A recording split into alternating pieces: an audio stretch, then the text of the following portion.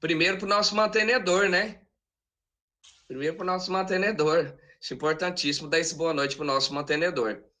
Para a nossa diretora acadêmica, a Flávia Simonazzi, para a nossa coordenadora, que esteve aqui na prévia com a gente, conhecendo as nossas convidadas, dando aquele oizinho maravilhoso, e para os professores que irão nos assistir, e o principal de tudo, né? Que são os nossos alunos, os nossos estudantes. Uma boa noite para todos vocês, sejam bem-vindos.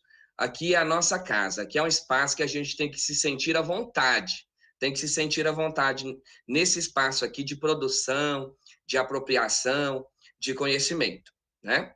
Eu digo sempre para os meus alunos em sala de aula o seguinte: o Brasil, ele é um país que surge, que nasce da violência, que nasce da violência.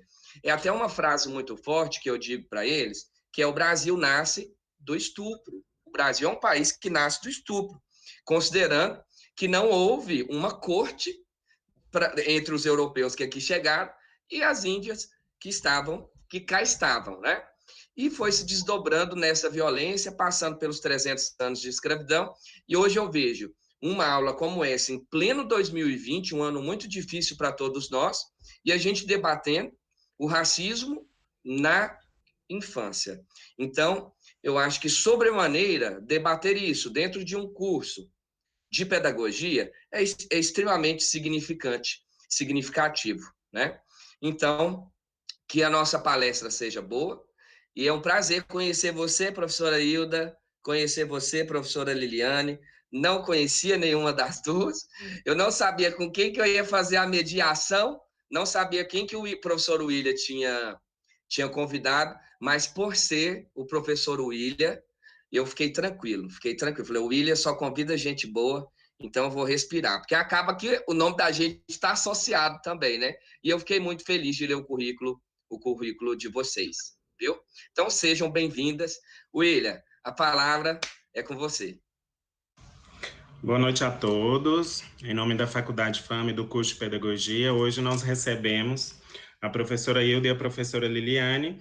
Ambas são da Rede Municipal de Goiânia e vêm prestigiar a gente aqui e para nós é sempre uma honra, principalmente, falar desse tema.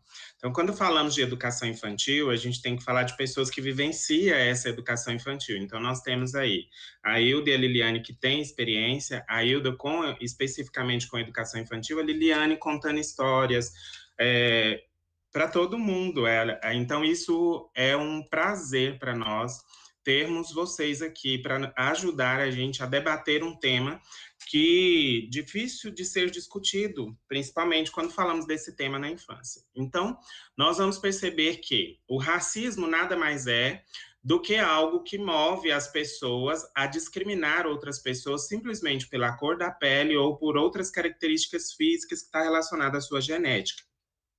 Então, em função disso, a gente começa a perceber que na educação infantil tem muitas questões que levam a pensar sobre a socialização da criança. Então, a gente começa a induzir a criança dizendo a ela que todos são iguais. Sim, todos são iguais perante a lei, mas quando a criança observa no seu dia a dia, todas as pessoas não são iguais, cada um possui características diferentes. É aí que nós vamos começar a observar a discriminação que se tem sobre isso. E se nós, que fazemos parte da formação dos pedagogos, não começar a discutir essas questões, nós vamos estar também perpetuando uma cultura de discriminação que ocorre muito dentro da sala de aula, sobretudo lá na educação de base, que é a educação infantil. Então, por isso, vamos falar do racismo na infância, por isso, vamos tocar nesse assunto que é tabu para muitos educadores, porque esbarra em discriminações, esbarra em motivos raciais, esbarra em crenças, e também vai fazer com que pensemos na nossa atuação.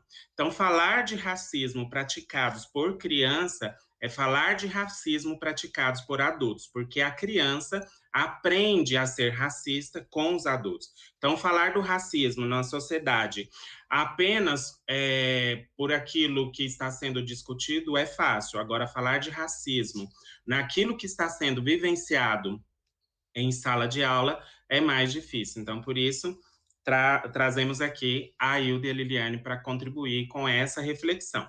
Mas antes da gente entrar no mérito dessa questão, eu começo a fazer algumas provocações para que durante a exposição do tema nós possamos aí pensar nesses elementos para trazer resposta para essas questões. Então, nesse primeiro momento, não vamos responder essa questão, mas vamos pensar sobre ela. Por exemplo, a instituição infantil é um lugar em que se discute gênero? É um lugar onde se discute classe social? É um lugar onde se discute raça?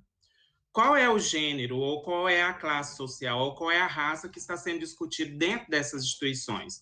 E nós, professores, quando assumir uma sala de aula ou em sala de aula, como vamos abordar essa questão no contexto de criança?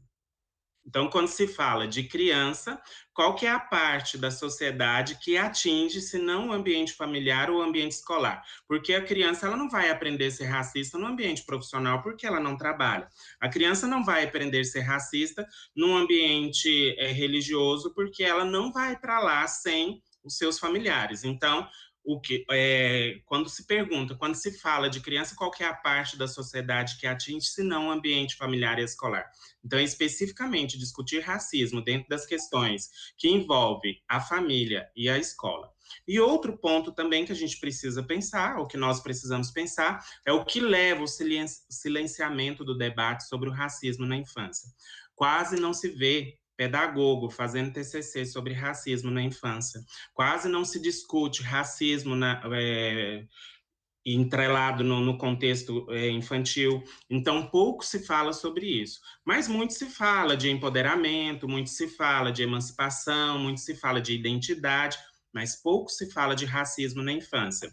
E quando a gente começa a trazer esses assuntos para ser discutido na semana pedagógica, nós temos que pensar, por que se tem que discutir isso? Porque nós vamos encontrar em sala de aula criança com baixa autoestima, nós vamos encontrar em sala de aula criança com negação da própria imagem. Nós vamos encontrar em sala de aulas crianças com sentimento de angústia e de revolta. Vamos encontrar também dificuldades de relacionamento social.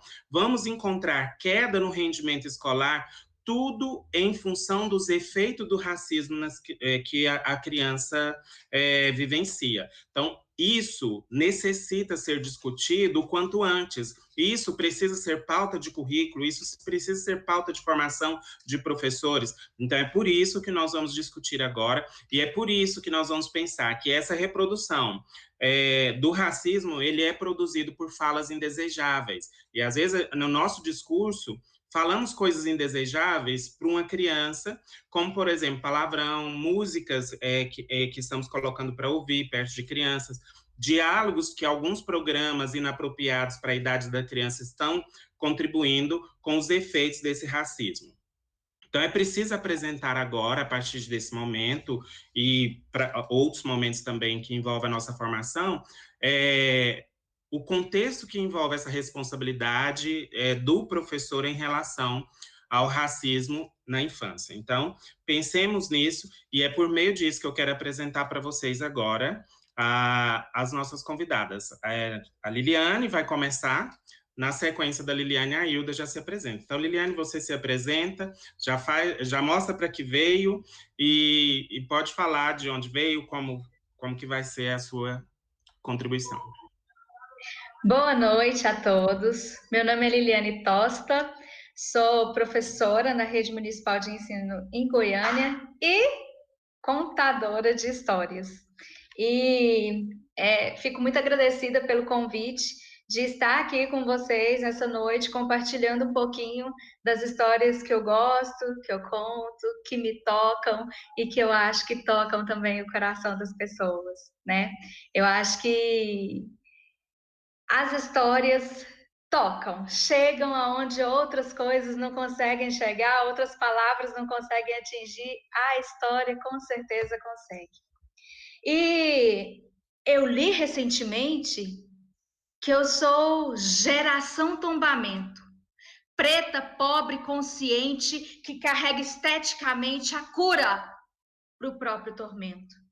O meu tormento não nasceu comigo, mas me lembro de senti-lo bem no colégio, dos meninos que me revelaram que amor próprio era privilégio. O meu amor próprio foi construído. Demorei, mas aprendi. Aos 18 concluído, meu padrão não é daqui. Quis lançar os 4 ventos, pendurar uma faixa amarela. Quando vi uma pretinha triste, escrevi e dizia para ela que tudo nela é de se amar. Tudo.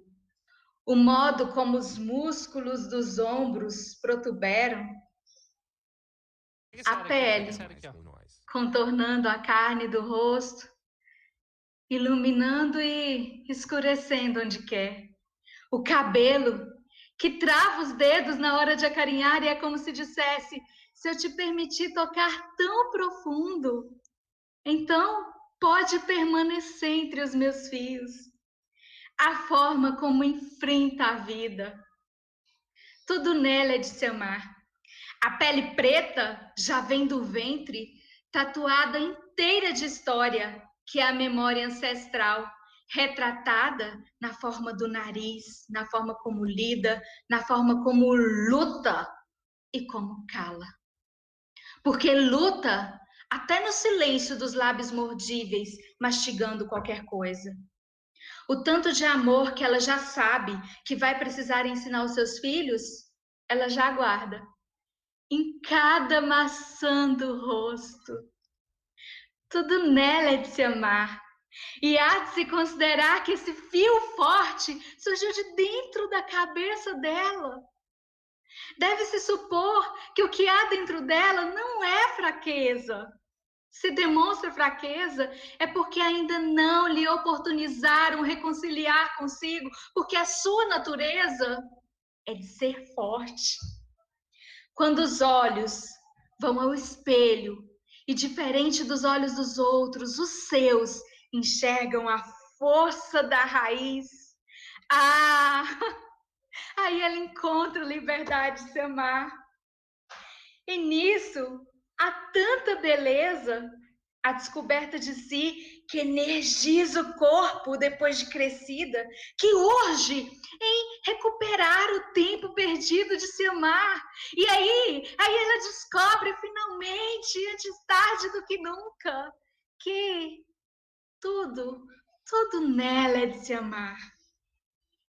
Aí, naquele Enem, caiu Beauvoir. Simone de Beauvoir? Pudera. Eu, no 9º período de Direito, não sabia quem era? Eu tentava curar o vazio da minha formação acadêmica ou tentava curar minhas pretas da falta de amor epidêmica? Mas além de preta, burra? Não, vamos correr atrás. Mulher tem que ser inteligente, mulher preta, muito mais. Mas a gente abre o livro de história e nada ali satisfaz. Não tem nenhum livro que diz que para uma preta estudar feminismo pode ser uma tarefa infeliz.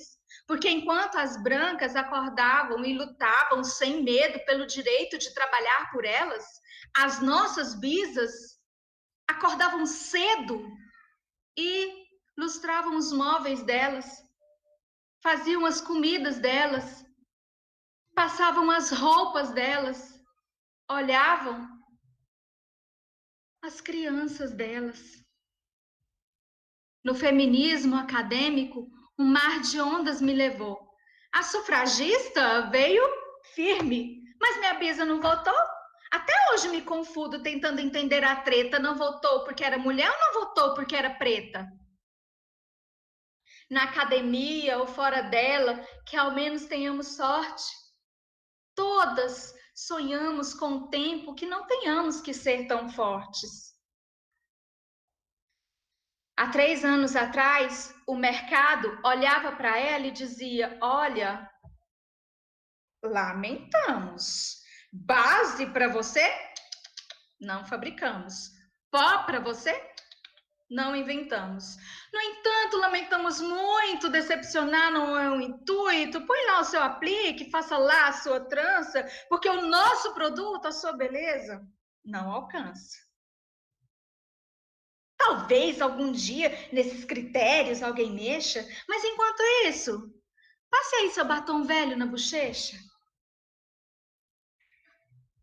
A Natura, a Avon ou qualquer outro serviço análogo, obviamente, não trazia você no catálogo. E se tinha umazinha lá, nossa, agradeça, te representamos, mas se não foi suficiente, não se esqueça, lamentamos. Existe uma distância enorme entre o lamento e a atitude, porque é inocente, mas maldoso o discurso que ilude e diz: a pele dela é tão boa que nem precisa de maquiagem. Caramba! Há meias entre a vontade de querer fazer alguma coisa e essa bobagem. Porque enquanto essa fala apenas admira o abismo, o meu orgulho estético semeia. Porque não dá para enfrentar o racismo enquanto você ainda se odeia. E semeia de verdade para colher no final. Como é que eu explico a minha alegria em ver uma preta no comercial? Como é que eu explico a minha alegria em ver uma base no tom ideal? Um esmalte nude real? Como é que eu explico a sutileza e a amplitude dessa demanda? Porque eu quero que tudo mude, mas a curtos passos tudo anda.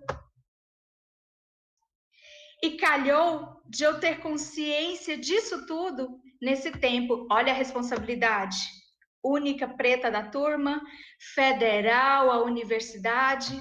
Ou seja, tudo que aprender aí, trate de devolver à sociedade. É só olhar a festa VIP, que são as federais. Se tivesse mais preto aqui, ia ter preto demais? De palestra em palestra, precisam ser lembrados que o racismo existe, e ficam todos chocados. Porque o racismo é o crime perfeito que só a vítima vê. E quando se vê incomodada e não guarda mais para si, ela própria vira suspeita, acusada de mimimi. E a gente se sente meio otário de ter feito barulho. Tirar a negritude do armário ainda é vista como esbulho. E a gente ajunta adversário, porque vive com orgulho. O bagulho é louco, mas é necessário ser mais louco que o bagulho. E vem chegando, dia 20, dia da consciência de que radical é o militante cansado de ter paciência. E a gente vem falar rimando, que é para ver se não magoa, mas se você ainda está escutando, é porque a gente não fala à toa.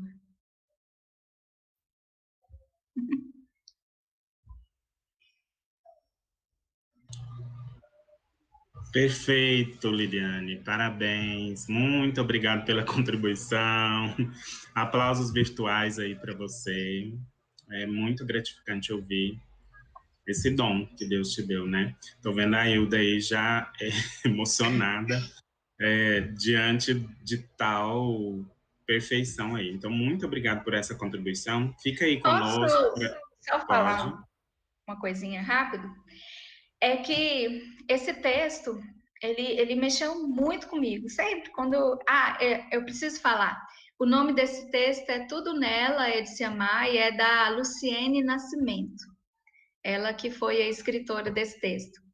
E esse texto, ele mexeu muito comigo porque ele traz muito como que a estética é importante nessa questão da negritude, né? Nessa questão do racismo. Às vezes a gente não para observar nessas minúcias de uma base, de uma maquiagem, de um produto adequado, Então, assim, esse texto, ele mexe muito comigo e eu espero que tenha mexido com vocês também. Hilda, é com você. Eu estou aqui que nem enxergo de tanto cisco no olho, né? Impossível. E aos estudantes e às estudantes que estão aí do outro lado, estar com cisco no olho, viu? é muito pertinente à nossa negritude, né?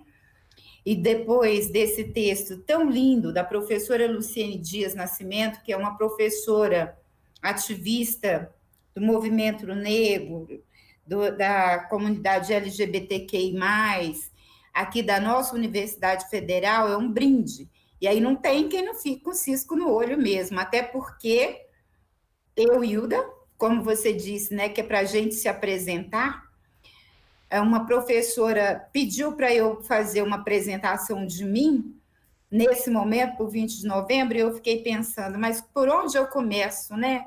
Com a minha pretinhosidade, com a minha pretinhositude e com a Hilda que sou, né? Aí eu fiquei pensando, eu devo lembrar que eu fui babá, que eu lustrei os móveis, né? Que eu cozinhei para as senhoras de Goiânia, né? Porque ela queria uma história de superação, mas porque ela dizia que o racismo, o preconceito, a dor, a amargura, os estudantes dela já tinham. Então, ela precisava de ouvir alguém que falasse de esperança, né? E aí eu dizia, então tá, minha trajetória pode ser uma esperança? Você contar, né, que você passou por tudo isso e se tornou mestre em educação numa universidade federal que ainda é muito elitizada, ainda é muito embranquecida, né? Porque se não fossem as cotas, muitos de nós não estaríamos lá, né? Então, obrigada, Liliane, por esse brinde. Então, meus quase colegas de jornada, colegas professores e professoras, os novos que estão se graduando, os já graduados e graduados, né, e graduando, né? É uma satisfação vir aqui compartilhar com vocês essa temática do racismo na infância. Essa questão me levou a estudar no mestrado. E aí, quando eu conheci o professor William, ele falava, mas discutir educação das relações étnico-raciais com as crianças tão pequenas. E aí o William me fazia a mesma indagação que o Brasil inteiro fazia. Mas criança pequena comete racismo? Existe racismo entre as crianças da educação infantil?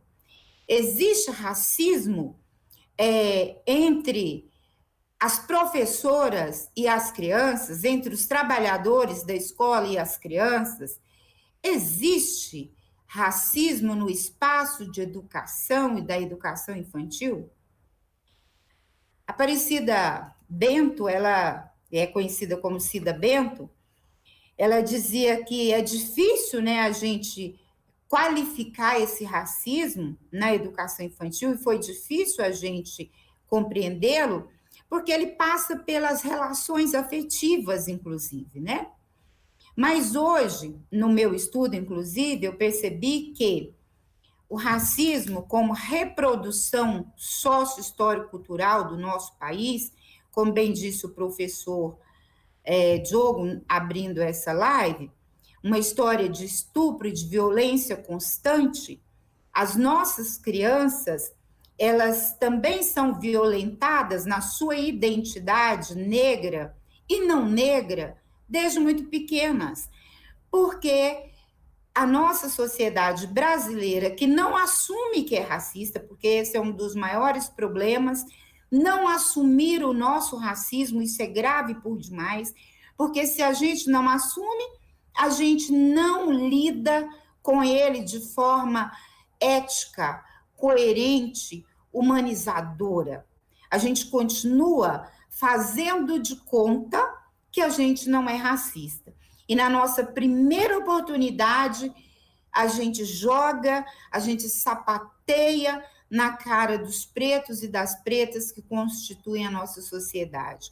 E mais, nós subjugamos, nós menorizamos, nós desprezamos todos os elementos culturais da cultura africana que nos constituem enquanto sociedade.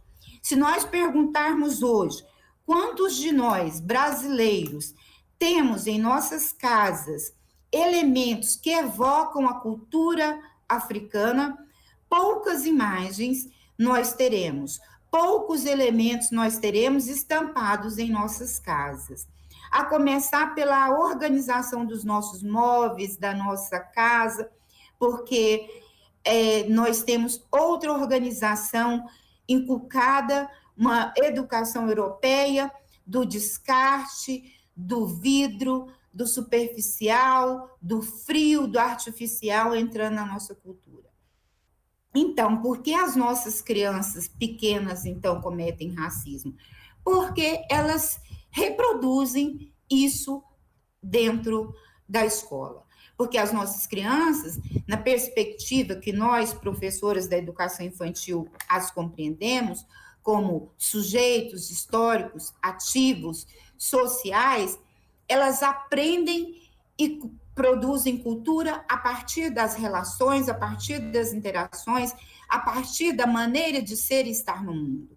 E se a nossa sociedade é racista, comete racismo a todo tempo, a nossa criança ali presente, ela está aprendendo isso. E é isso que ela materializa nas relações com as crianças, com os companheiros e as companheiras dela nas salas de aula.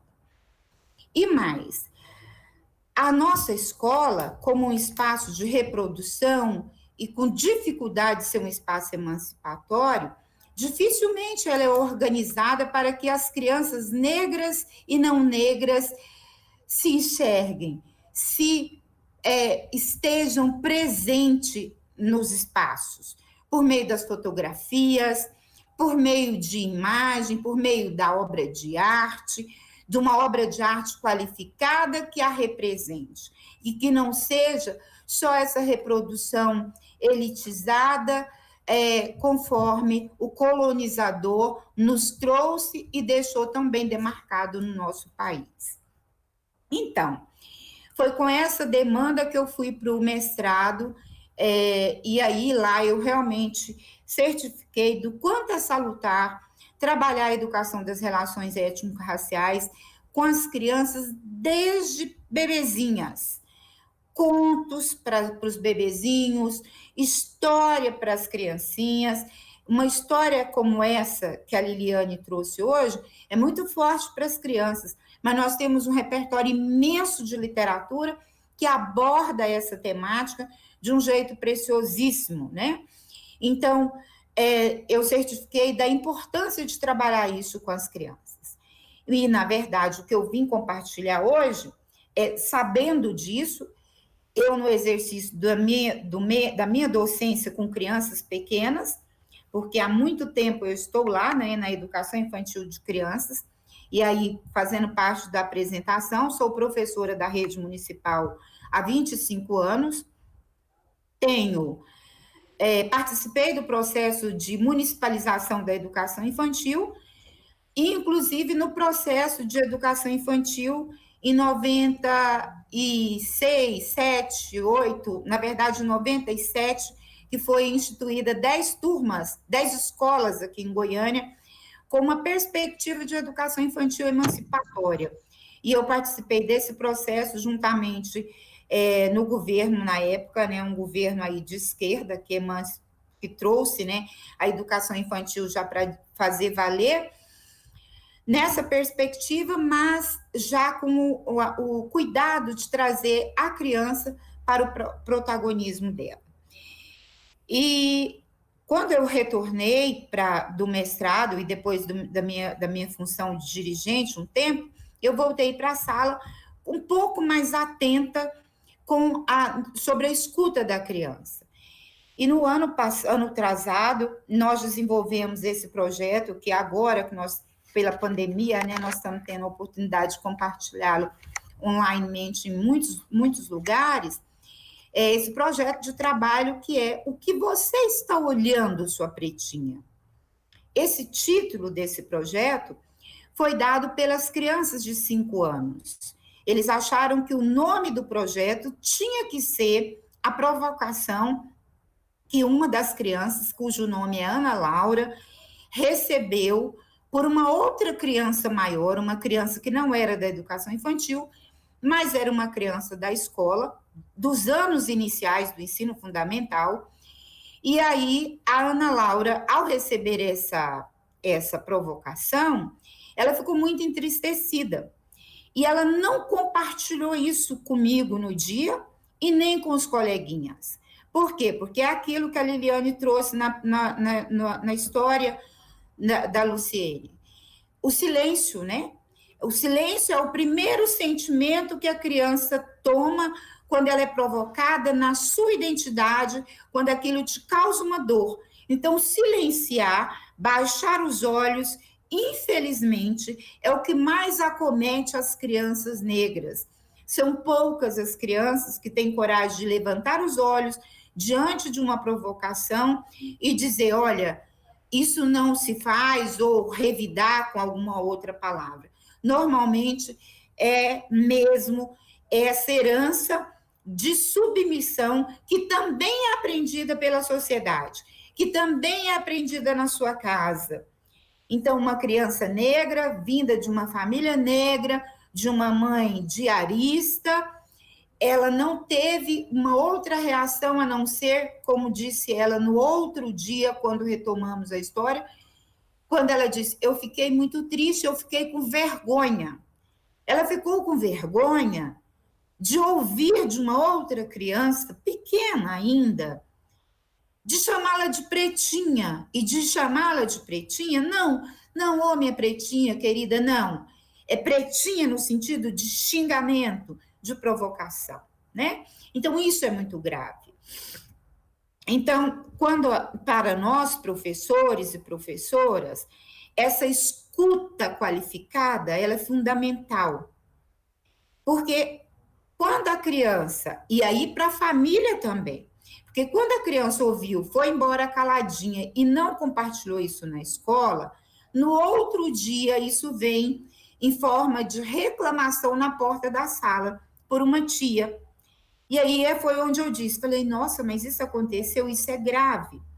E é grave por quê? E aí a gente se pergunta, se fosse uma professora branca, se fosse uma professora que não tivesse um percurso de estudo, se fosse uma professora que não tivesse a prática de escuta qualificada, teria acolhido essa tia? Então, são perguntas, meus caros colegas, que a gente precisa fazer no nosso cotidiano todos os dias. Que professor, que professora eu sou?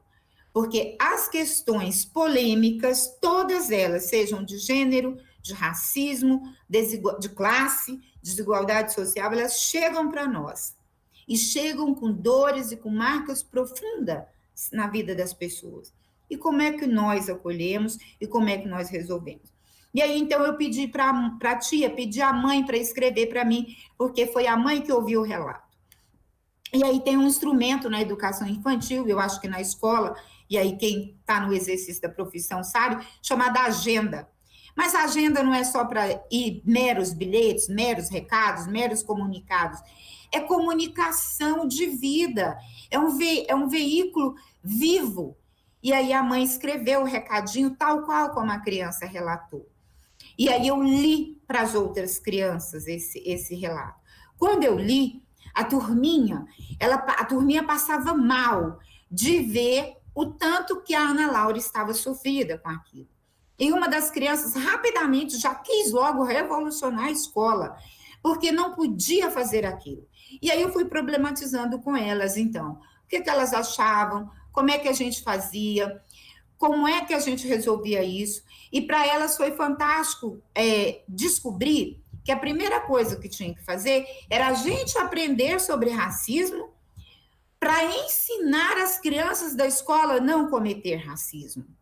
E aí foi onde o nosso projeto realmente ganhou vida, um projeto que moveu, né, a nossa escola, a nossa turma, porque nós fomos, e aí as crianças da educação infantil, eu não sei se todos aqui compreendem a perspectiva da pedagogia da infância e compreendem a metodologia de projeto de trabalho a partir da fala, do interesse e da necessidade das crianças, né? Então, isso é um projeto de trabalho que nasce da necessidade, de uma necessidade de resolver um problema de uma criança que passa a ser de todas as crianças. Ele não é um problema local, ele não é um problema da escola, ele é um problema social. Né? Então, assim, ele é um problema grandioso para ser discutido, para ser enfrentado. E aí nós temos referenciais teóricos importantes da educação infantil, que além de nos ajudar a discutir o racismo na educação infantil, que é Eliana, Cida Bento e tantas outras, Nilma Lino e tantas outras, e aí eu estou trazendo muitas mulheres, né, e são a maioria elas mesmas. Eliana Cavaleiro foi uma das pioneiras, e ela descobriu bem na creche, ela descobriu que as criancinhas, bebês, elas recebiam menos afeto do que as criancinhas maiores. Elas recebiam menos beijo, menos abraço, as crianças negras recebiam menos abraço, menos beijo do que as crianças brancas. E nós sabemos disso. Nós aqui estamos aqui, eu e Eliane negra, um professor, Diogo, que a gente pode dizer que é mais ou menos pardo. A gente sabe como é que a sociedade reage quando chega uma criança de olhos azuis, cabelos encaracolados e branca, né? Nossa, é muito linda, parece um anjo, não é assim? É uma admiração. O que isso dificilmente acontece para uma criança negra, né? Então, as crianças, elas apontam, e aí tem essa metodologia do projeto, ela discute essas questões bem próximas mesmo às crianças. Barbosa e Orne vai trazer uma perspectiva de projeto que vai problematizando com as crianças. Bem simples ali, como é que a gente vai aprender, onde é que a gente vai aprender, com quem a gente vai aprender, e aí as crianças vão dando os caminhos, né? Eu posso chamar minha irmã grande, 12 anos, sabe tudo, ela pode vir dar uma palestra. A gente pode ir numa biblioteca, professor, você pode arrumar um ônibus, encher de criança e levar a gente numa biblioteca. Aí chega lá, você pega os livros que falam sobre racismo, você lê para a gente escuta, e aí a gente aprende, a gente vai chegar aqui na escola e vai ensinar todas as crianças da escola. Então, eles vão dando os caminhos, né, de como fazer para combater o racismo.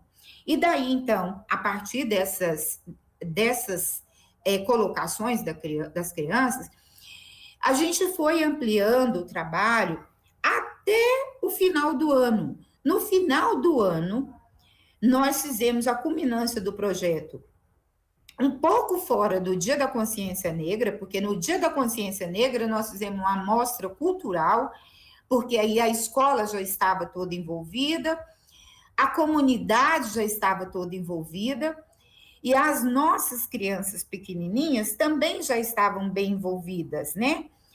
E aí nós culminamos parte do projeto com uma amostra no dia 20 de novembro, que é o momento, né, que por excelência o Brasil, em homenagem ao Zumbi, né, nessa lembrança bacana que o Zumbi deixou de resistência, de luta, de afirmação da igualdade de direitos, né, da resistência dos negros, a gente faz essa celebração no dia 20. Mas as crianças também compreenderam que o racismo, ele não comparece na Semana da Consciência Negra, ele comparece no cotidiano. Então, que uma educação antirracista é preciso de acontecer cotidianamente. A gente precisa de aprender a descer o ouvido para perceber em que horas nós vamos trabalhar o racismo na infância. Porque quando nós apresentamos um outro documentário que está aí na mídia, Ninguém Nasce Racista, que foi um documentário posto pela Fundação Criança Esperança, quando as minhas crianças assistiram, que para eles serem contratados, as crianças protagonistas do vídeo, do documentário, para ser contratados, eles tinham que dizer palavras agressivas sobre a pessoa negra que estava na frente delas, elas desestabilizam, elas choram, elas não conseguem dizer. E as minhas crianças pequenininhas, elas também conseguiam identificar, Nossa, professora, quando eu não deixei o João Pedro ir no meu aniversário de 4 anos, só porque ele era preto, então eu também estava cometendo racismo. Olha só, não é? Então, assim, é algo que não é fantasioso, é real. Quando a criança, quando uma menina não aceita como cavalheiro na dança da festa junina o parzinho negro porque ele é negro, isso é muito sério. Quando eu não vou brincar com você porque eu não gosto de você, porque você é preta. Ou então, amarra esse cabelo seu, porque esse cabelo seu é muito gandaiado. Não é? Esse cabelo seu não está bonito. Por quê? Porque ela aprendeu que o cabelo bonito é só o cabelo loiro, liso, e inclusive que a maioria das mulheres fizeram durante muito tempo para caírem, para entrar no padrão de beleza, né? Então, o racismo na infância, trabalhar o racismo na infância, ele fortalece as crianças negras, fortalece as identidades das crianças negras, fortalece o pertencimento negro, porque o racismo, para trabalhar o racismo, a gente precisa saber a nossa origem, a gente precisa de saber o tanto que a gente é linda de se amar, enquanto pessoa, a nossa história é maravilhosa, nós somos descendentes de reis e rainhas, nós tivemos reinados, nós tínhamos a nossa cultura preservada, compartilhada. Nós não somos povos só de miséria, de fome e de savana. Nós somos os maiores contribuintes para a história humana. É de lá que veio a primeira mulher, não é nem hominídea, né? A primeira mulher, é de lá que vem a formação humana. E isso não é nos contado com todas as letras, com todas as palavras. Então, nós não sabemos admirar. Nós não aprendemos nos olhar e nos reconhecer. Por isso, fortalece a identidade da criança negra, fortalece o pertencimento étnico, fortalece as relações com os não negros, porque também aprende a respeitar os demais pertencimentos étnicos. E para as crianças não negras, ensinam não serem racistas, porque o racismo dói, o racismo é feio, o racismo machuca.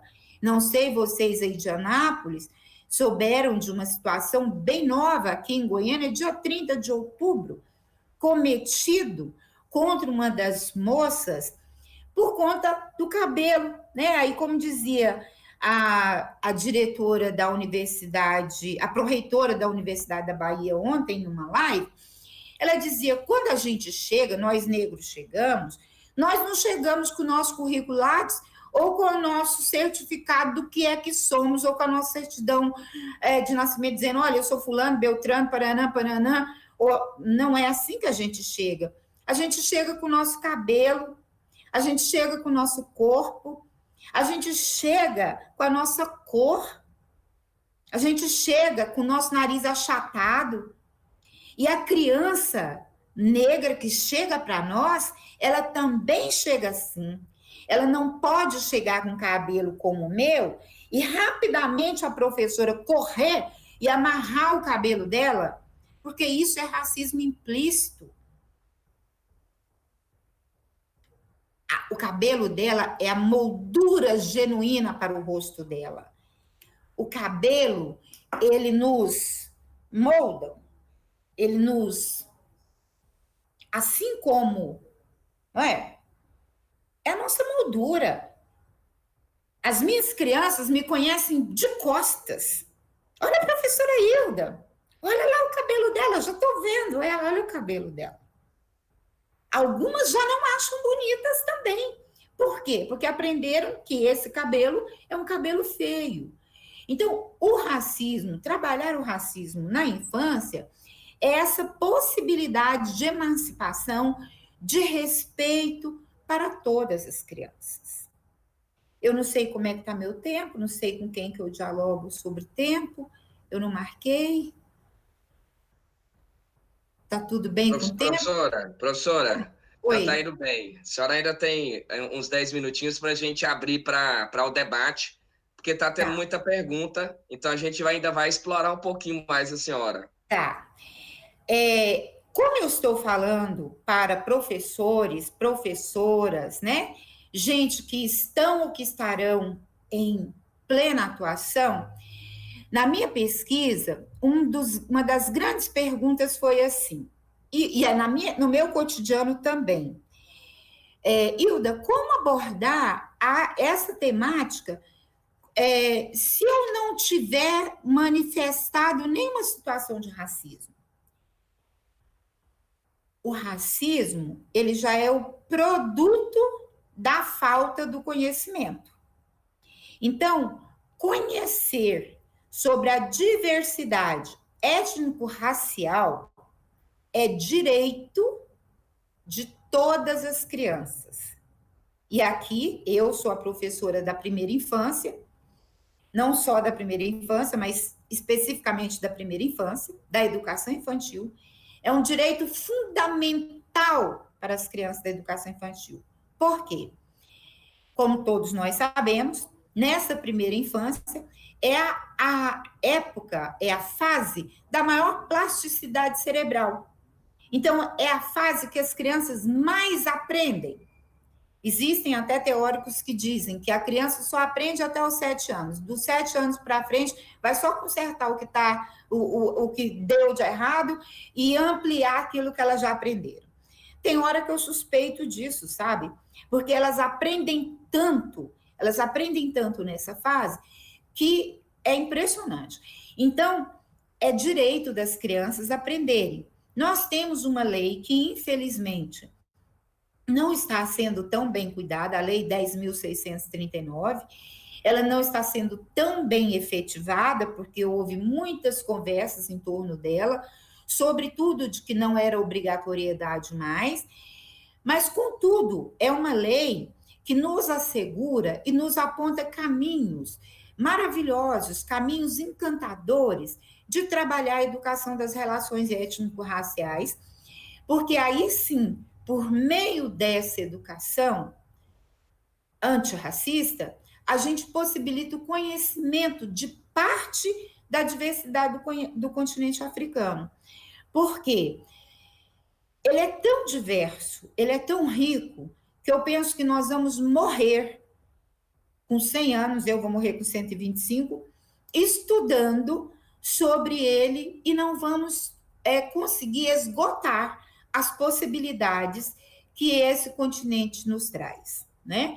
Então, assim, o direito, nós, enquanto professores, devemos preservar esse direito, porque é uma lei, e a diretriz da educação infantil, as DCNEI, as Diretrizes Nacional Curriculares para a Educação Infantil, ela traz isso nos seus princípios de políticos, éticos, estéticos e socioambientais. E aí, então, ela traz para essa diversidade muito bem pautado na lei, muito organizado, já abrindo o campo para o diálogo com todo o campo de conhecimento.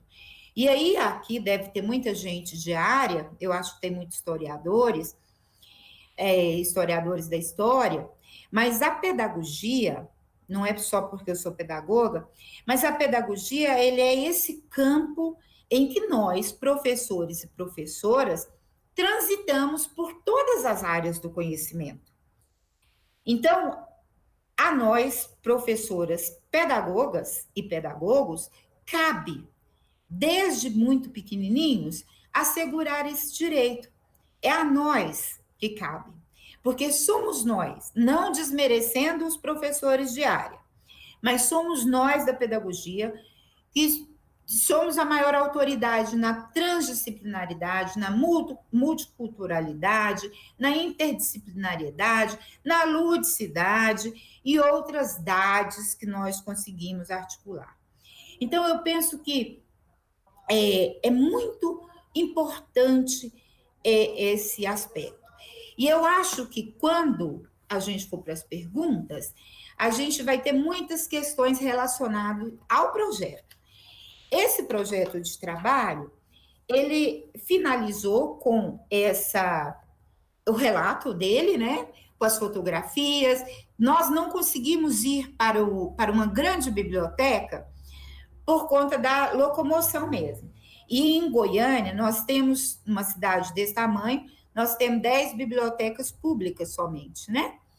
E nessas bibliotecas, nenhuma contém um acervo infantil próprio para as crianças chegarem lá, sentarem e realmente fazerem aquilo que elas sabem fazer, porque criança de educação infantil aprende pegando, tocando, de fato, né? Então, elas teriam que ter livros disponibilizados para ela, na idade delas, com as ilustrações apropriadas, com a temática apropriada, em quantidade, inclusive, para as 25 crianças, que era essa minha turma desse ano.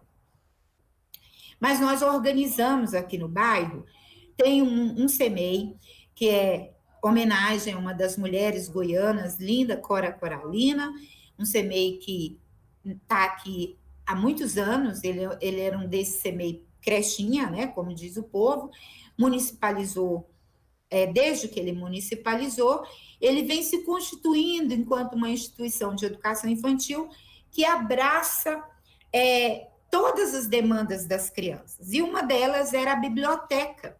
E aí uma professora desenvolveu um projeto muito bacana lá, e tem uma biblioteca com todo o acervo próprio para as crianças da educação infantil, desde os nenéns de berçário até os 4, 5 anos. Mas só tinha lá um acervo da Cor da Cultura, muito importante, porque tem mapas, tem vídeos, tem livros, tem material de formação para professores, mas era insuficiente para as nossas crianças. Então, o que eu fiz? Organizei todo o material que eu já tenho, do meu acervo, junto com de outras colegas que a gente sabe que discute essa temática, organizei com a instituição e montei na instituição os espaços de pesquisa com acervo próprio para as minhas crianças. E aí elas puderam chegar lá e encontrar um monte de coisa. E eu ia dizendo, o que vocês acham que fala da nossa temática? Olha aí para a cara desses livros, para ver o que vocês acham. E aí eles iam olhando pelas capas, pelos livros, e aí tinha um dos nossos, que é um livro onde eu e uma professora daqui da Rede Municipal de Goiânia temos um artigo publicado que conta um outro relato de um trabalho, de um projeto institucional sobre a educação das relações étnico-raciais. Então, não é também um projeto pontual, ele é um projeto que perpassava todo o ano, né, da instituição. E aí, as crianças bateram o olho nesse livro e uma delas identificou. Ué, professora, aqui tem aquele livro que é seu. Aí o outro falou assim, é claro, é uma biblioteca, tem todos os livros do mundo. Então, assim, é muito interessante como essa proposta, essa maneira de fazer e fazendo com as crianças, ampliam, né, inclusive os conceitos, né, de biblioteca, para que serve, qual é mesmo a razão dela existir, como é que a gente separa o material, né? Onde é que está material que fala de um tema ou de outro. Então, foi um momento muito espetacular. Então, esse projeto, nós finalizamos ele gravando vídeos das crianças do ensino fundamental e das crianças da educação infantil e com a família da Ana Laura. Do que elas aprenderam? A pergunta é, o que vocês aprenderam com esse projeto que foi desenvolvido com vocês? Os depoimentos belíssimos. Infelizmente, diz que quando as coisas são belas demais, ou elas viram poesia ou elas desaparecem, né? Como não virou poesia, os vídeos foram perdidos e nós não tivemos como publicar. Mas, inclusive, o vídeo da mãe da Ana Laura foi de uma riqueza imensa, porque ela dizia, professora, hoje a minha filha não aceita que eu amarre o cabelo dela. ela se sente reconhecida com os cachos soltos o tempo todo. Ela gosta de si, ela passa muito tempo se olhando ao espelho, ela se acha bonita, e eu estou aprendendo com ela. Eu estou querendo passar pelo processo de transição, estou querendo deixar meu cacho voltar. E hoje, professor, eu já aprendi que a nossa cultura é muito importante, que eu não preciso ficar me sentindo humilhada só sendo diarista. Eu tenho outras contribuições para fazer. Então, assim, é um projeto que a gente pensa que é um projeto pequenininho, desenvolvido na educação infantil, mas que ele tem um alcance muito grande.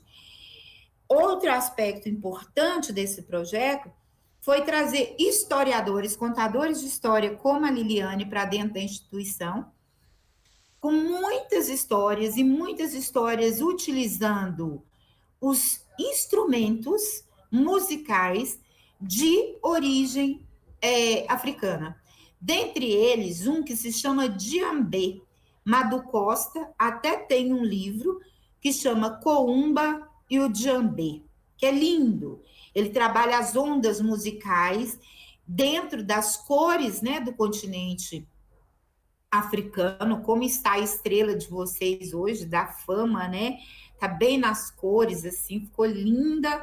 Faltou só um pretinho ali, um tom preto para tonalizar melhor. Talvez o miolo teria que ser preto, né? Mas ficou maravilhosa. Então, assim, o Coumba, ele traz as ondas da música e que sai do continente, sai do coração do avô e vai comunicar com o continente africano. E aí, essas professoras trouxeram essa literatura para a escola e outras músicas, e já o próprio instrumento do djembe, e tocava junto com as crianças. E duas historiadoras trouxeram instrumentos para muitas crianças. Então, por grupos, a gente fazia apreciação das histórias com 60 crianças e todas podiam manusear um instrumento, um tipo de chocalho, um tipo de tambor, um tipo de atabaque. Então, assim, foi muito bacana essa possibilidade das diversas linguagens, e aí, de novo, eu vou trazer a sardinha para a nossa brasa de pedagogo. Nós, pedagogas, nós que temos essa possibilidade de compreender as diversas linguagens, trazer a arte, todos os elementos da cultura para o trabalho, efetivamente, com as crianças, isso é primoroso, porque a gente amplia por demais, né? O nosso trabalho, o repertório cultural das crianças, e eu sei que com esse projeto, assim como outros que a gente vai inscrevendo na vida da gente, a gente deixa inscrições fortíssimas. Essas crianças que passaram por esse projeto, que agora estão com 7 anos, que ainda estão na primeira infância, muitas delas já estão alfabetizaram-se muito rápido, até por conta do próprio processo de tanto manuseio, de tanta história, de tanta música, de tanta dança, né? É tudo muito mais propício, elas ficam muito bem repertoriadas.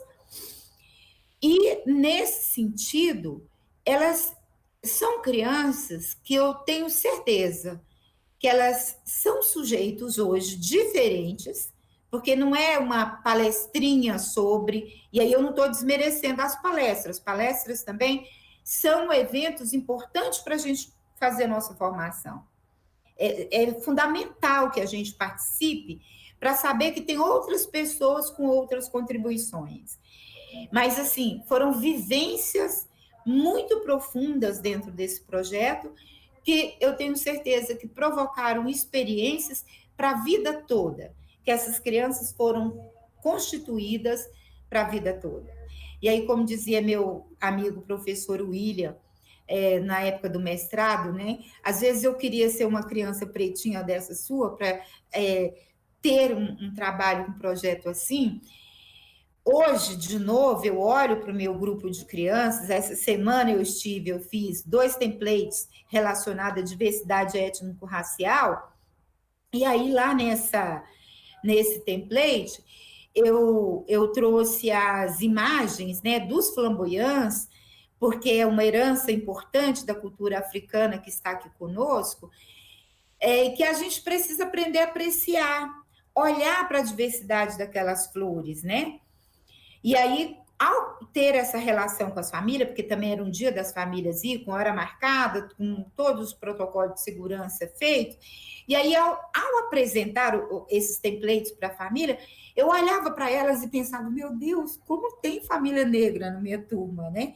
Das minhas turmas, 2 turmas. E hoje, de cá, depois desse encontro, eu posso afirmar para vocês, com 2 turmas de educação infantil, nas 2 turmas, mais de 80% da minha família é família negra. Olha que coisa interessante. Mas isso tudo tem a ver também com a questão do pertencimento, da classe social que nós estamos, do lugar onde moramos. Nós somos uma escola da periferia, e aí nós sabemos que pela história brasileira, como diz nosso professor Diogo, por todos os estupros que nós sofremos, onde é que o negro ainda está? E aí, eu não sei se vocês estão lembrados, que aqui em Goiânia eu comecei a falar de uma situação de racismo, 2, né? Em uma semana, uma foi ao dia 25 e a outra dia 30, de um rapaz negro que vai num condomínio entregar uma pizza, num condomínio que tem 1% de negro morando lá, no Aldeia do Vale. Tem um mapa étnico da nossa cidade de Goiânia que mostra isso. Quando eu fiz uma disciplina no mestrado, no curso do professor Alex Hatz, eu encontrei um professor que fez essa pesquisa, 1% dos negros, 1% da população do Aldeia do Vale é negra. Atravessa a BR, vai para o Vale do Sonho, a proporção é inversa. 1% é branca, não é? Então, assim, olha onde é que estão os negros. E aí você vê o que é o Vale do Sonho e o que é a Aldeia do Vale. E olha como esses 2 lugares, separados por uma BR, como é que ele está organizado, né? Então, a outra situação de racismo, eu dizia que era por conta do cabelo, porque quando a gente chega, que foi a menina Sara, uma moça, uma produtora cultural, ela tem um cabelo parecido com o meu, só que o dela é aloirado, ela é uma jovem, né? Então ela é estilizada, assim. Ela chega com a amiga, vocês viram esse noticiário? Ela chega com uma amiga e a irmã, para comemorar o aniversário da irmã, e como está na mídia, eu posso dar os nomes, aqui em Goiânia, em uma das unidades do bairro do Chaguinha. O próprio se dirige a ela com um ar de desprezo, de sarcasmo, de racismo, e diz: vim olhar de perto para ver se era gente ou era uma raposa que estava na sua cabeça. Quer dizer, em pleno século XXI, em pleno mês de outubro, penúltimo dia de outubro de 2020, em Goiânia. E isso não me assusta em Goiânia, por ser a cidade mais preconceituosa, mais racista, mais feminicídia, e mais outras coisas. Por isso, trabalhar o racismo, e eu vou mais, trabalhar uma educação para as relações étnico-raciais na infância é mais que o nosso dever, é nossa função sociopolítica, enquanto professores e professora de educação infantil. Porque o racismo existe, contudo é velado, mas ele precisa de alguém para ouvir e ver. E aí, para as crianças pequenas, somos nós. E vamos levantar os queixinhos delas, botá-las para olhar para si, para frente, e dizer: a sua cultura, a sua identidade vem de longe. Você é descendente de rei e de rainha. Isso que te contaram aqui não é a sua verdadeira história. Você é muito mais que isso. E eu vou te contar qual é a sua história. E aí contar. Para que quando elas chegarem adultas, elas não fazerem essa coisa que está aí posta, que é um crime, né? Então, eu quero abrir para as perguntas, porque eu quero ouvir meus colegas e minhas colegas que estão aí do outro lado, e uma gratidão imensa estar aqui falando um pouquinho disso, que eu acredito que eu sei fazer, que é dar aula, né? Oi.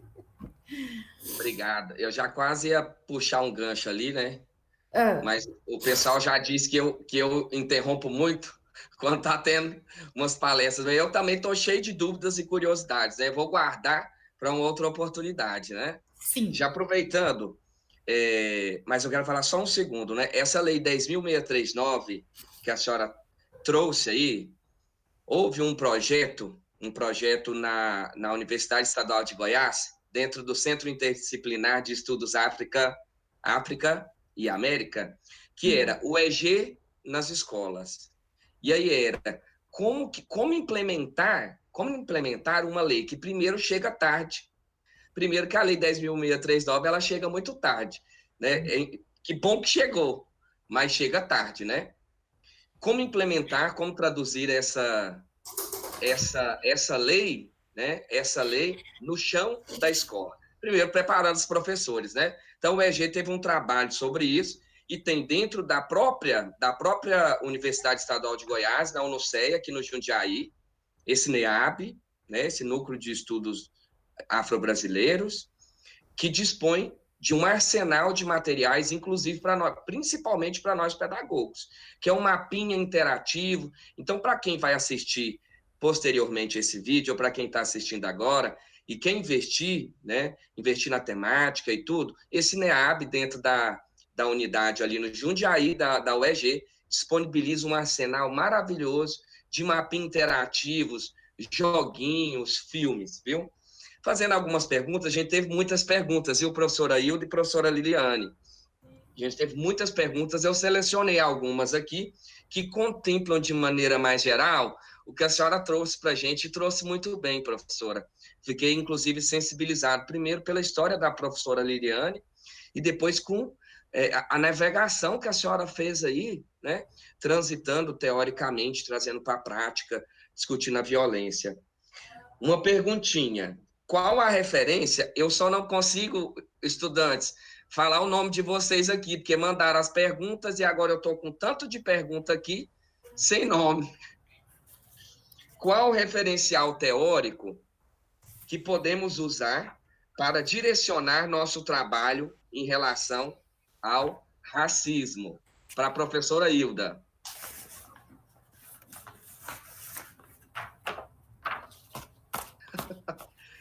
Objeto educacional, hein, William? Pensa, William. Viu? Estou acompanhando aqui. Arrependo de não ter publicado. Então, para a educação infantil, inclusive na minha dissertação de mestrado, eu preparei era de orientação do mestrado, a gente ter um objeto educacional, algo que a gente já sabia fazer, já sabia que funcionava, e que depois que ele era aplicável, de acordo com a temática, a diversas realidades. Então, nesse material, eu fiz a listagem de boa parte do referencial teórico que eu usei, né, na minha dissertação. Mas, assim, é difícil a gente dizer qual o referencial teórico para crianças. E aí eu disse lá inicialmente, a gente tem Eliane Cavaleiro, Aparecida Bento. Agora, eu penso que a gente precisa de, como é que se diz? Mandar isso por e-mail para a universidade disponibilizar para vocês. A sua própria dissertação, né, professora? A minha dissertação você encontra, se você procurar Hilda Maria de Alvarenga, dissertação de mestrado Hilda Maria de Alvarenga, você já encontra, porque ela está publicada por aí, já está no CAPES, nananã, paraná, ela é bem fácil de acessar. Mas a Abramovic, a Anete Abramovic, é uma das grandes referências, porque ela discute diferença, desigualdade na infância. E ela é da Universidade de São Carlos, uma super líder, porque a Universidade de São Carlos tem uma equipe enorme de professores destinados à educação infantil. Eles têm um grupo muito grande de educação das relações étnico-raciais para a educação infantil. Então, eu disse para vocês, da Maria Aparecida Silva Bento, olha, um material dela chama assim, para você ter ideia do teor, a identidade racial em crianças pequenas. Imagina. Então, do grau de experiência dela. Então, o Edio Silva Júnior, também ele é um jurista que também faz discussões muito no veio do direito, direitos humanos e direito das crianças, a discutir isso, né? A questão como referencial teórico. Então, não dá para a gente ficar com um referencial teórico apenas. Não, eu fico com fulano. E, inclusive, hoje já temos outras professoras da própria UFSCar, que está desenvolvendo pós-doc agora, já dentro dessa temática da educação das relações étnico-raciais, inclusive em parceria com a África ou com França, porque é interessante a gente pensar, mas a lenda africana que nós conhecemos, Kirikou e a Feiticeira, ela é uma lenda africana. Então, o escritor daquela lenda é uma grande referência para a educação das relações étnico-raciais. Ele vem com a própria lenda discutir elementos importantes. E aí a gente tem outros estudiosos nesse campo. A Alessandra Mara Rota Oliveira é uma das pessoas que discute alteridade na educação infantil, mas que traz a diversidade étnico-racial. E aí, discutir a alteridade é um caminho importante para você combater o racismo. Porque o racismo, ele é necessário de compreendê-lo nesse sentido. Então, assim, é um referencial teórico grande, né? E para a educação infantil, as maiores referências para nós são a literatura. E aí nós temos aqui, nesse meu objeto educacional, são muitas citações de livros literários, e essa semana eu recebi nessas coisas aí que a gente recebe do WhatsApp, uma biblioteca de 100 títulos de livros que trabalham a diversidade étnico-racial, com foco mesmo na questão do negro, da criança negra, para a educação infantil. Excelente, obrigado, professora. Obrigado. E, pegando gancho, eu indico também a leitura da dissertação de mestrado da professora Carla Tertuliano. Tertuliano, ela discute os ingênuos, que é o status jurídico daqueles filhos de negros pós 1871. É super interessante, ela é de Anápolis também e fez o mestrado na Federal. Professora Liliane. Não, agora só um minutinho, professor Diogo, só um minuto. Sim. Ela está citada aqui na minha dissertação, mas eu acho que ela não está como objeto educacional.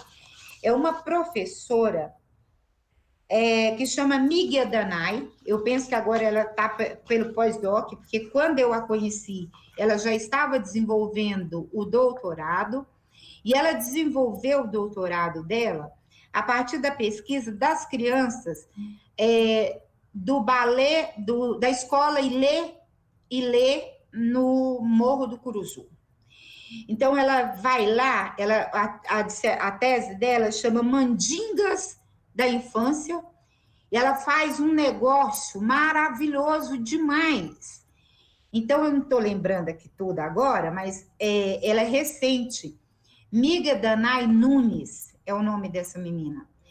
Ela tem uma tese, né, de doutorado que chama Mandingas na Infância e alguma outra coisa. Se a gente jogar no site, a gente já vai encontrar Miga Danai Mandingas na Infância. Ela tem referencial maravilhoso, porque o primeiro trabalho dela de mestrado já foi na formação de professores. Ela trabalhou a identidade da professora de educação, da professora negra de educação infantil. Então, assim, magnífico. As teses, as dissertações são referenciais importantíssimos para a gente, porque parte de uma pesquisa, aí a gente se vê lá no projeto, né? É boa dica de estudo. E a da Gisele Oliveira, recém-formada na UEG, que trabalha as blogueiras negras. Ela fez um trabalho maravilhoso também, comparando aí com uma pegada socioantropológica, o Blogueiras Negras, né? Eu ainda não tive o prazer de entrar, de conhecer, mas o trabalho dela eu li um pouco do trabalho dela, participei também de toda a elaboração. Gisele Oliveira, recém-formada no curso de Letras da Universidade Estadual de Goiás, porque nós temos o péssimo hábito de desprivilegiar trabalhos de acadêmicos de graduação, né? E tem muito trabalho de acadêmico de graduação que supera até algumas dissertações, né? Professora Liliane, a perguntinha é, para quem quer começar a contar história, para emocionar de maneira tão afetiva, né, como a senhora fez hoje, quais são os primeiros passos? Essa é a perguntinha aqui. Vou responder a primeira. Nasce em Salvador, seja linda como a Liliane. Oh, gente, mãe! Oh, gente! Ai. Então, eu sempre tive muita afinidade com a contação de histórias, né? Mas eu fiz um curso oferecido pelo Grupo Guaia, da Universidade Federal de Goiás. Agora, sim, uma dica básica, né? Primeiro é que todo mundo é um contador de histórias. Todos, né? A hora que você chega em casa, que você conta como é que foi seu dia, que você pega o telefone, liga para alguém para contar alguma coisa que aconteceu, ali você já está contando uma história. Então, é você se ver, né, capaz disso, de contar a história. Depois, tá na questão da seleção. Você tem que se identificar com a história, né? Para você contar uma história e emocionar, ela tem que te tocar primeiro. Então, tem muito a ver com isso, com a seleção que você faz. Uma história que te toca, com certeza vai tocar os outros, porque você vai contar de uma forma diferente, né? Sem dúvidas. E preparar, né? Na memorização, e você pensar a melhor forma e estratégia de passar a mensagem daquela história. Já pense aí, professora Liliane, em uma oficina para oferecer para a gente, junto com a professora Hilda, na próxima semana pedagógica ou no transcorrer das disciplinas semestre que vem, né? Sim, vai ser um prazer. Será um prazer nosso também. Professora, mais uma perguntinha aqui por conta do nosso horário, né? A nossa coordenadora já deu um puxão de orelha que estava terminando muito tarde por conta do volume de pessoas que estão na transmissão, né? Acredita-se que o racismo pode ser... de que maneira o racismo pode ser tratado pedagogicamente na escola? Acho que essa pergunta foi, salvo engano, da Sharon. Professora Hilda. Então, quando eu disse que o racismo pode ser tratado, como pode, né, ser tratado pedagogicamente, para esse grupo, o que nós fizemos? Nós escrevemos o relato da criança numas plaquinhas, aqueles balãozinhos, e elas ilustraram. E nós saímos de sala em sala relatando o que aconteceu. As próprias crianças chegavam e diziam: olha, aconteceu aqui na nossa escola, isso estava escrito na plaquinha, né? mas elas já tinham apropriado daquele texto, então elas diziam o texto, elas contavam o texto. Aconteceu na nossa escola isso e isso. Você sabe o nome disso? Aí deixava as crianças dizerem, né? Aí as crianças diziam. Aí depois a gente perguntava, e vocês, o que você acha que a Ana Laura sentiu? Aí as crianças também diziam, sentiu, ficou triste, chorou, sofreu, parará, parará. Então, uma das maneiras fundamental de se trabalhar o racismo pedagogicamente na escola é refletir sobre ele. Não tem como se trabalhar o racismo se você não reflete, porque você precisa chamar para discutir sobre. E aí um painel bem interativo com pincel atômico que nós fizemos, foi assim, bem grande, uma parede inteira da escola, bem grande, enorme, cabia 20 pincéis atômicos. E aí perguntamos assim, você já viu alguma criança sofrer racismo? Aí elas escreviam, já. Aí elas escreviam, como é que foi? Aí elas relatavam lá. Outra vez era assim, o que você faria se fosse você que tivesse sofrido a situação de racismo? Outro painel. Aí outra vez, em sala, a gente distribuiu perguntinhas assim,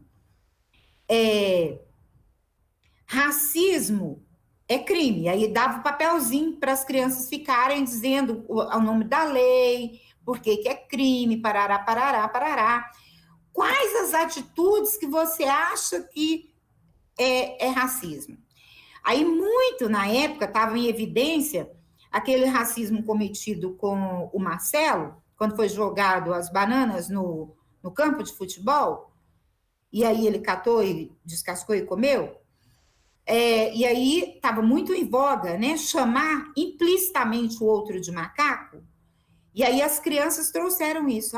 Chamar de macaco, chamar de cabelo ruim, Então, assim, as crianças trazem os elementos que já estão materializados como prática do racismo.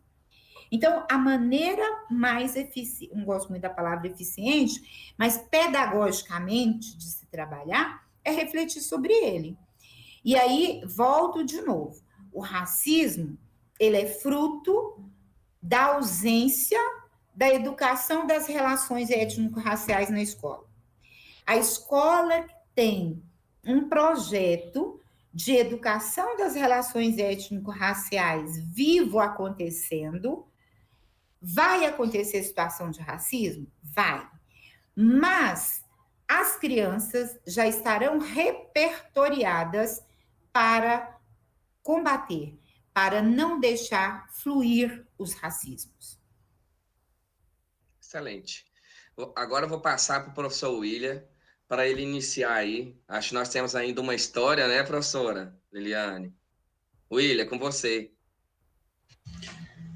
Eu estou conseguindo acompanhar algumas pessoas aqui e quero agradecer a participação de outros cursos que estão aqui com a gente, o pessoal da odontologia, nós temos uma mestranda da PUC em Goiânia, nós temos também o pessoal da enfermagem que está aqui, o pessoal da pedagogia, está todo mundo em peso.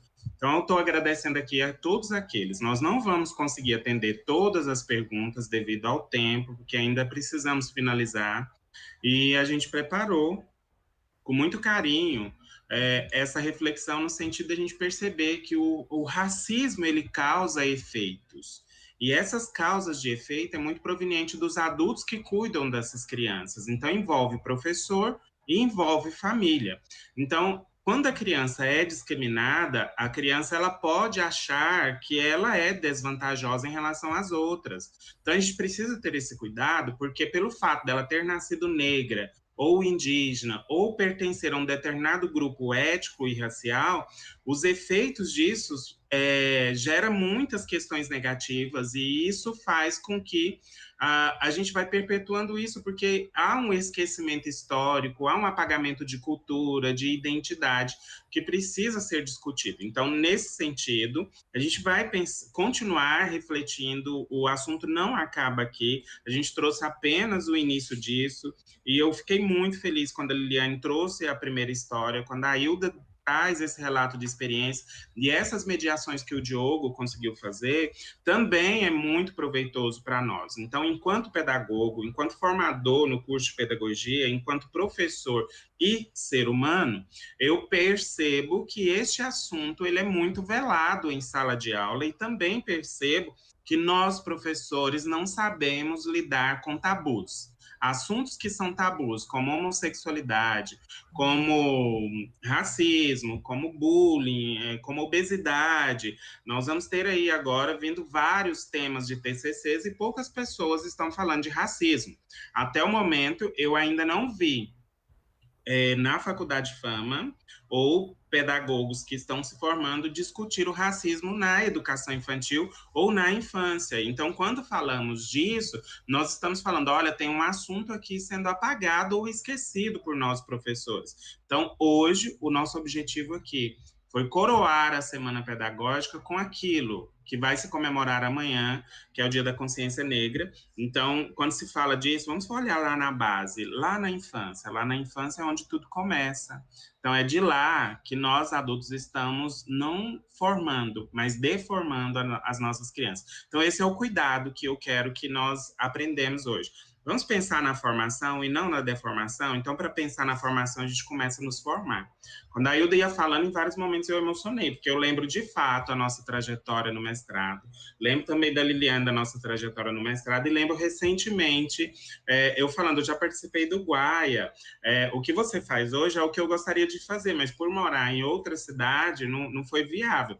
Mas também amo tudo isso que está acontecendo. Então, agora, para a gente caminhar para o encerramento, depois do agradecimento que eu já fiz às pessoas que estão participando, agradeço vocês aqui, os mediadores, eu e o Diogo, e também as nossas convidadas, a Liliane e a Hilda. A Liliane agora vai trazer uma história para que a gente possa pensar sobre. Eu deixo você apresentar a história, Liliane. Tá certo, vamos lá então. Lelê? Não gosto do que vê. De onde vem tantos caixinhos? Pergunta sem saber o que fazer. Joga pra lá, puxa pra cá, jeito não dá, jeito não tem. Toda pergunta exige uma resposta. Em um livro eu vou pesquisar. Pensa, Lelê, não canta cismar. Fuça aqui, fuça lá, mexe, remexe, até encontrar um livro sabido que tudo aquilo pode explicar. Depois do Atlântico, a África chama e conta uma trama de sonhos e medos, de guerras, vidas e mortes no enredo. Também de amor no enrolado do cabelo. Puxado, armado, crescido, enfeitado, torcido, virado, batido, rodado. São tantos cabelos, tão belos, tão lindos. Ah, Lelê gosta do que vê. Vai à vida, vai ao vento, brinca, solta o sentimento, descobre a beleza de ser como é. Herança trocada no ventre da raça, do pai, do avô, de além-mar até. O negro cabelo é pura magia, encanto menino e a quem se avizinha, que gira e roda no fuso da vida, de tantos cabelos que são a memória. Lelê já sabe que em cada caixinho existe um pedacinho da sua história. Lelê ama o que vê. E você? O Cabelo de Lelê, de Valéria Belém. Muito lindo. Escritora nossa de Goiânia. Escritora nossa. Queria aproveitar para falar rapidinho sobre um projeto que eu desenvolvi a partir da leitura desse livro na escola com alunos do 4º ano. Alguém perguntou sobre formas de trabalhar, né, sobre essa temática com as crianças. Eu li, né, contei essa história para os meninos e depois nós fizemos uma peça de teatro para a escola toda. Só que, detalhe, eu convidei todas as meninas de cabelo black, de cabelo afro, que iam com o cabelo todo amarrado, ou então cheio de creme, né? Que geralmente é assim. Você olha, as meninas têm vergonha, ainda não assumem, têm medo de assumir. E aí eu chamei todas essas meninas da escola, e na escola tinham 17 turmas, na região periférica, então foram muitas meninas. Conversei com elas, e elas toparam fazer um desfile com cabelo bem black. Então, nós fizemos uma peça de teatro, e no momento da história em que a Lelê faz a pesquisa nos livros, né, porque fala que ela pesquisa, em que ela pesquisa no livro, a cena para. No que a cena para, as meninas começam a desfilar, elas passam no meio da plateia, sobem no palco, passam em frente a Lelê e saem. Então, elas desfilam com os cabelos bem black mesmo, e foi algo tremendo. Assim, foi muito bonito, foi um projeto lindo que a autoestima das meninas foram, assim, lá em cima. Então, hoje, assim, é como a Hilda falou, eu vejo que a literatura é a melhor forma de trabalhar com essa temática, né? Tem muitos livros com temática voltada para a questão étnico-racial, então vale a pena conferir. Só uma sugestão para vocês de algo que deu certo lá na escola que eu trabalho e com os alunos que participaram da atividade. Muito lindo, Liliane, obrigado. O pessoal está parabenizando aqui bastante, isso é muito bom, então é sinal de que a gente produziu hoje. Então, esse é o nosso legado, nós professores ficamos honrados, o curso de Pedagogia da Faculdade de Fama também agradece muito, enriqueceu bastante. E eu acredito que quando retornarmos desse isolamento social, eu quero vocês no presencial, eu quero vocês conhecendo a pedagogia da Faculdade de Fama, conhecendo os professores que aqui estão e os alunos que estão abraçando essa causa, assim como vocês duas fazem isso, assim como eu e o Diogo também fazem aqui em Anápolis. Então, muito feliz pelo resultado da palestra, muito feliz pela participação das pessoas que também contribuíram com perguntas, com algumas reflexões. Teve até relatos, eu estava vendo aqui, de gente que não se identifica com o comportamento de algumas pessoas que têm racismo, e isso nós vamos levar para a sala de aula. Então, é isso que o nosso propósito era esse, então eu fico muito feliz. E muito obrigado a vocês. E eu e o Diogo vai encerrar agora lendo um texto, o hipertexto. William, antes de vocês nos despedir, que a gente vai ser demitida, Liliane, eu trabalhei 1h30 e nem estou cansada. Eu queria convidar você a refletir sobre isolamento social. Foi uma coisa meteram na nossa cabeça e a gente está só falando nisso. Cadê o isolamento social?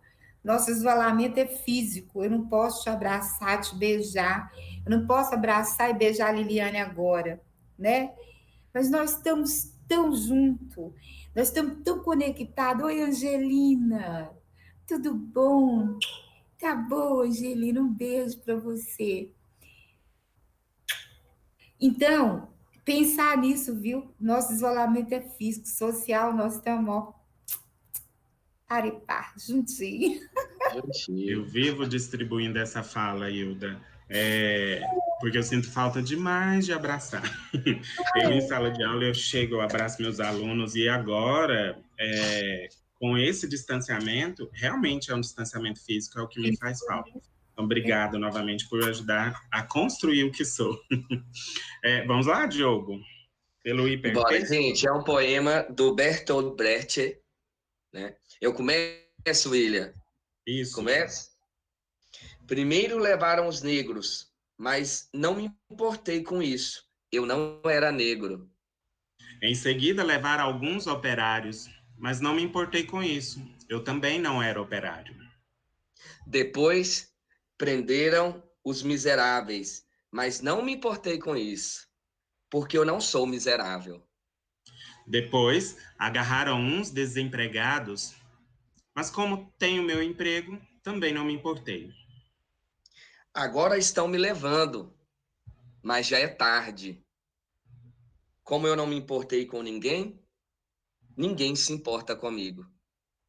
Isso. Bertoldo Brecht. Bertold Então é Brecht. assim que nós queremos encerrar Total a para nossa todo mundo, né? participação. E queremos encerrar nossa participação, novamente agradecendo em nome do curso de Pedagogia da Faculdade Fama. Fica aí a mensagem, que não precisa ser negro para lutar contra o racismo, só precisa ser humano, tá bom? É isso. Então, boa noite para vocês, Gente, bom uma boa descanso noite para para todo todo mundo, mundo. Um tá abraço. bom? Tchau, tchau.